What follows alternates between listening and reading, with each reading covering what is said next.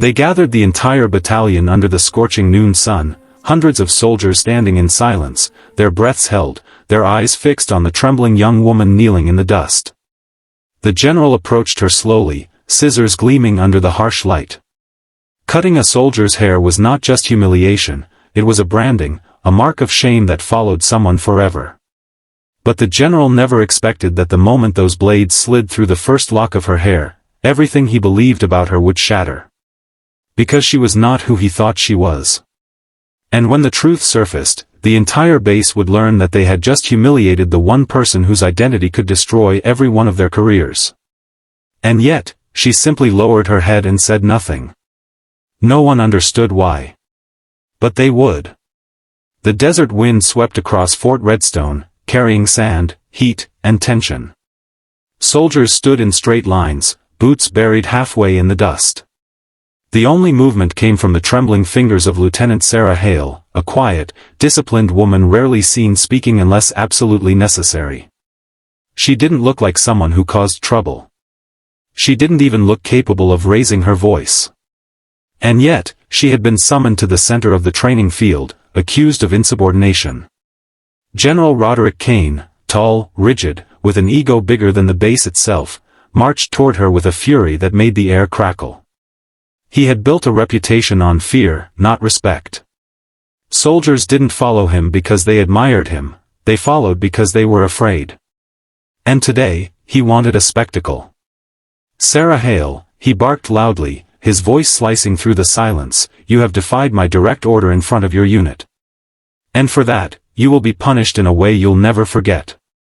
Sarah didn't look up. Her jaw clenched, her eyes fixed on the dirt. She could feel every gaze burning into her, every whisper echoing between the ranks. What had she done wrong? Nothing, except refuse to fire at a civilian vehicle she believed carried children. It turned out she was right. But that didn't matter to General Kane. In his book, hesitation was disobedience, and disobedience was weakness. He grabbed a fistful of her hair. A gasp spread through the soldiers. Sarah didn't resist. She didn't plead. She didn't defend herself. She simply knelt there, allowing the moment to play out like she already knew something everyone else didn't. The scissors snapped with the sound of betrayal. Strands of her long dark hair drifted to the ground like falling memories.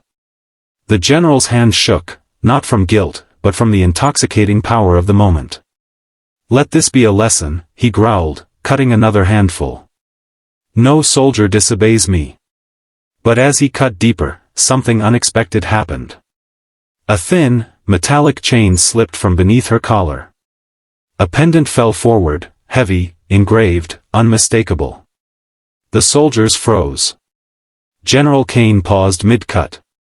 Slowly, he picked up the pendant, his arrogant expression collapsing into horror. It wasn't jewelry.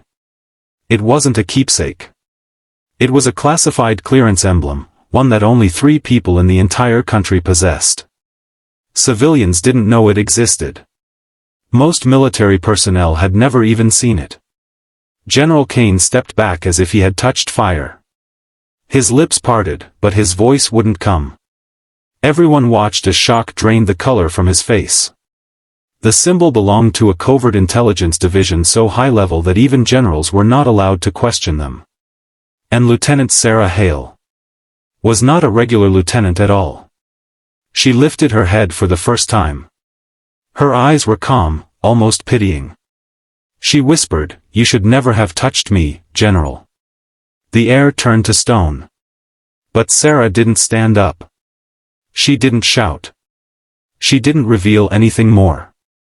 She simply rose slowly, dusted the sand from her uniform, and walked away while the entire base watched in stunned silence. No one understood who she truly was.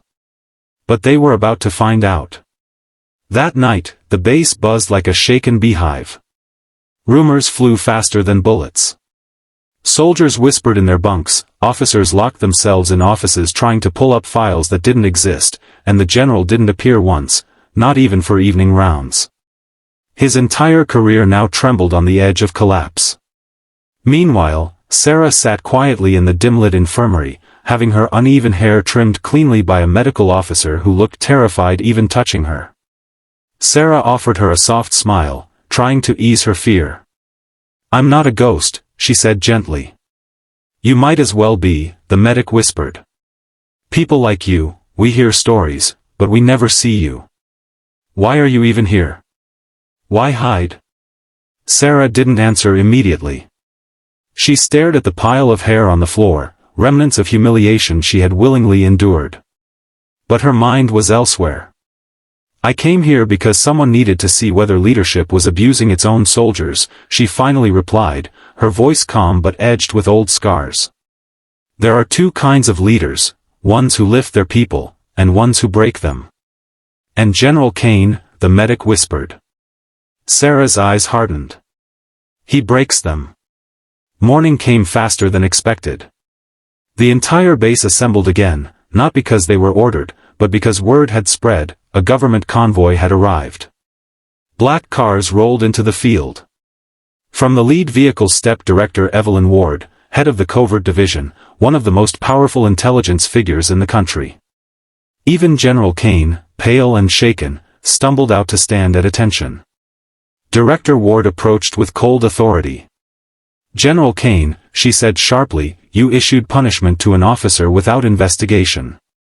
You publicly humiliated a classified operative. And you endangered an intelligence mission by exposing her identity." Gasps trembled across the ranks. Kane stammered, I didn't know, if she had told me." Sarah stepped forward.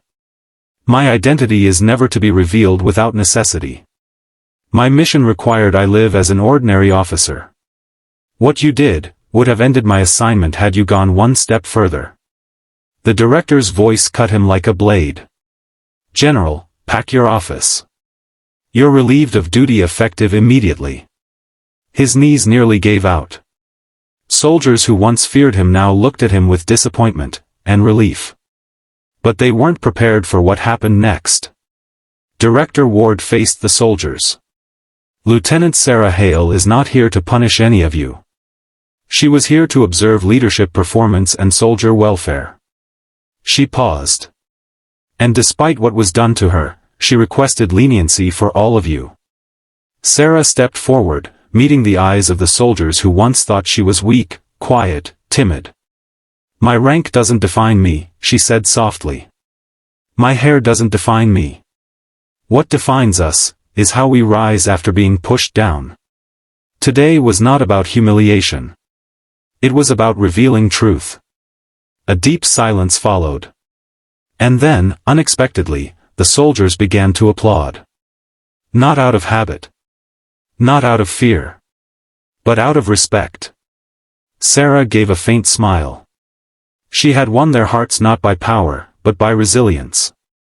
And as she walked across the field, trimmed hair blowing gently in the morning breeze, she looked stronger, more unbreakable, than ever before. Sometimes life cuts us down in front of everyone. Sometimes people try to shame us, silence us, or strip away the parts of us they think define our strength. But true strength does not live in appearances. Not in rank. Not in status. Not even in the armor we wear on the outside. True strength is the courage to rise after being humiliated. To remain silent when anger could explode. To choose compassion when revenge is easier. Sarah lost her hair that day, but she gained something far greater, the hearts of the people she came to protect. And it reminds us of a truth we often forget. You can cut someone's hair. You can tear their uniform. You can break their image. But you cannot defeat a person who knows their worth. Because dignity, once found, cannot be taken.